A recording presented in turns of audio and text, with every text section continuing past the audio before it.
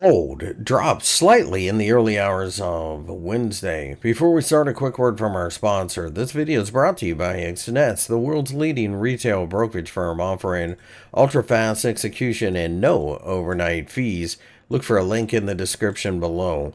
The gold market has pulled back just a bit during the early hours here on Wednesday, as it looks like we are still struggling to get a clean move to the upside. This does make a certain amount of sense considering that we are in the end of summer and there will be a lack of institutional participation.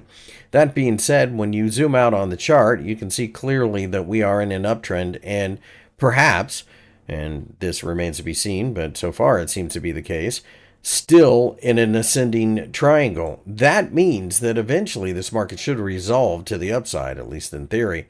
If we break above the $3,500 level, that could send gold looking to the $3,800 level based on the measurement of the triangle. The 50-day EMA sits underneath at the $3,373 level and is rising. I think that will continue to offer support as it's been almost like a trend line for several months now. Keep in mind, central banks around the world continue to buy gold, and of course, the Federal Reserve is getting ready to cut rates. However, another thing to keep in mind is that if we are in fact going to see a bit of an economic slowdown, gold may eventually be a winner anyways, as people trying to find ways to protect their wealth.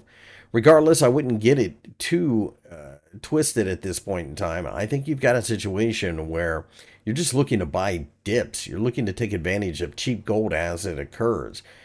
That, for me, is the way forward. However, this time of year, like I said, is pretty quiet with vacation season going on. So it might be somewhat choppy and sideways with a slightly upward tilt between now and the middle of September.